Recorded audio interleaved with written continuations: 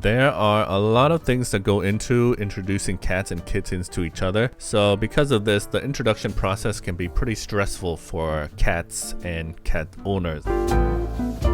Today I'm going to go through 6 tips to introduce cats and kittens faster and for the best results. When introducing cats, cat owners know that we can't control our cats directly, so we have to focus on what we can control, and that is their environment, food, and who gets introduced. Did you know a lot of the introduction process is done before cats actually meet each other? Doing this research beforehand can save you a lot of time and stress and creates a much higher chance of your cats getting along during the introduction. Which brings us to the first tip, and that is choosing the right cat to be introduced. Getting as much information about the new cat or kitten that you're going to introduce to the resident cat is important. Similar to how if you're going to get a roommate, you're not going to get anybody. You're going to take some time to know them and see if they're going to poop on your carpet later on. It lets you know what types of cats they are and if they're going to be a good match for your current cat. For example, if your current cats are more relaxed and doesn't move as much, cat owners will probably want a similarly behaved cat. However, if you have a more active breed in your home, such as the Bengal cat, maybe a younger cat that matches the activity of the Bengal is a better fit. Therefore, it's always a good idea to either 1. Visit the breeder or adoption center to see them in action in their most comfortable environment, or number 2, ask as many questions as you can to know about them. Here's a quick summary of what to look for or questions to ask. Number 1. How well are they playing? Cats that are playful tend to be more confident and have a higher chance of any introduction succeeding. Number 2, are they afraid of you or other animals? Cats that are timid or shy might take a longer time to be introduced, but may be a good fit for more lazy resident cats. Number 3, did they grow up with siblings or other cats? Cats that have grown up with siblings and other cats will be better developed behaviorally than cats that haven't, and they're more likely to be well adapted to a multi-cat home.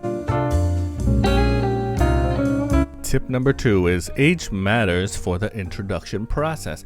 A younger cat and kitten being introduced will be much more adaptable than an older cat, and it works vice versa as well. A cat being introduced to a kitten will tend to be more successful as well. Kittens are still developing and they're not quite set in their ways, so they're soaking in everything around them like a sponge. However, they do require a bit more attention. In a 2013 study, feline stress was investigated in terms of fecal glucocorticoid metabolites, FGM, basically testing stress hormones in a cat's poop. The study showed that in young cats and kittens when living in a multi-cat house had significantly lower FGM levels compared to adult cats.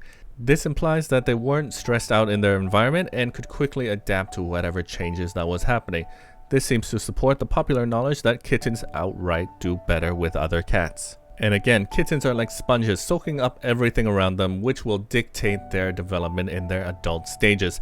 Even when the kitten is a bit more timid and shy or sensitive initially, they can still develop into more confident and active cats. So if there's a kitten that you really love and they're still pretty young and maybe a little bit shy or afraid, I'd say go for it. There's a higher likelihood for the introduction to go well between cats with younger kittens. But if you're introducing a cat that's a bit older, know that it takes a little bit more time and effort for older cats to get out of their old habits and learn new ones and to adapt to their situation. However, with a consistency and a proper plan, there's also a high chance that it will still be successful. Just takes a little bit of extra time. But there's a caveat to this tip, and this brings us to the next point. Tip number 3 is to avoid huge age gaps. When introducing cats, an age gap of over 5 years old between cats can be difficult. For example, if you're introducing a kitten to a much older cat, kittens are going to annoy the heck out of a mature cat because the kittens just want to play and the older cats just want to relax in the sun, meowing at people to get off their lawn. So for the best chance at a successful introduction, try to introduce cats in the relatively the same stage of life. If you want to know what stage of life your cats are at, see the card coming up. However, again, this isn't to say it can't be done. It just takes a little bit more time. And some older cats are great with younger kittens. So it really depends on the cats here.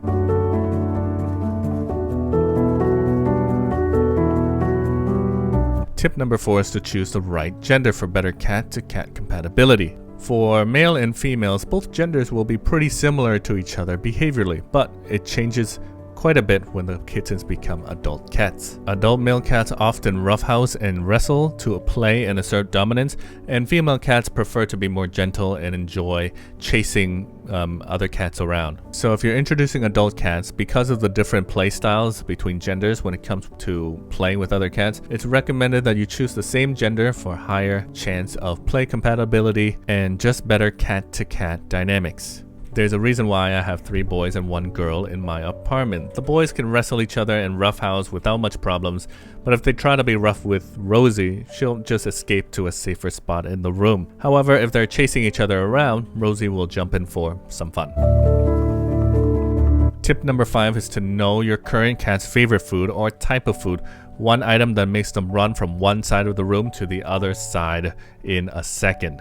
Food and snacks is one of the greatest tools to bring 2 cats together or multiple cats together, as cats are highly food motivated. So it's a good idea to know what type of food that really gets your resident cats going. Another good point to make is cats are instinctively neophilic, which means they like to try new things and enjoy variety in their lives, and this of course includes food. Therefore, whenever I do the introduction process, I like to gather a variety of different foods. Some foods I know that my cats like, and other foods that might be new to them.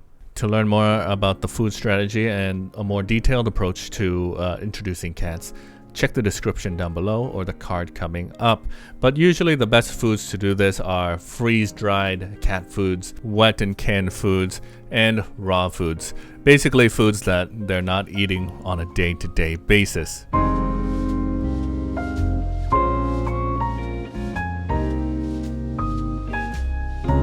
The last and 6th tip is to prepare the right environment for the new cat. I'm not talking about the basics like the food and water that they need, but preparing the environment in a way that makes the new cat push their boundaries. Basically, we need to make sure that the cats can't get into any dark corner other than one, their carrier.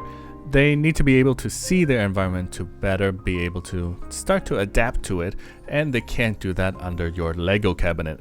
That's the reason why people say to block off the underside of the bed or the couch or any other furniture that you might have that has a large dark space underneath it. And usually if a new cat has access to these types of places, well, they're probably going to be in there for hours at a time, and it makes it more difficult for us cat owners to make them more confident and keep pushing their comfort zones. So the thing you should do before or even during your introduction process, try your best to block off and minimize the number of things that the new cat or kitten can go under. If it's difficult for you to block off everything, just block off the main large undersides like the bed and the sofa. And just remember, if a cat or kitten ever goes into these places, never reward them with treats or food.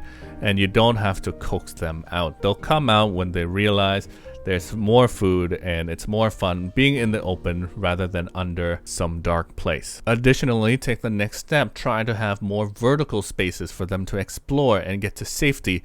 Being perched on something is so much better than hiding and merely adopting the darkness. I have gone through and done the introduction so many times with my cats and other people's cats as well, so I really know the pain and the stress that cat owners go through. But stick to the plan, stick to the strategies and tips, and just remember that there are a lot of things that we cat owners can take control of and guide our cat in the right direction. And that is it for today's video. I hope this brought you some value.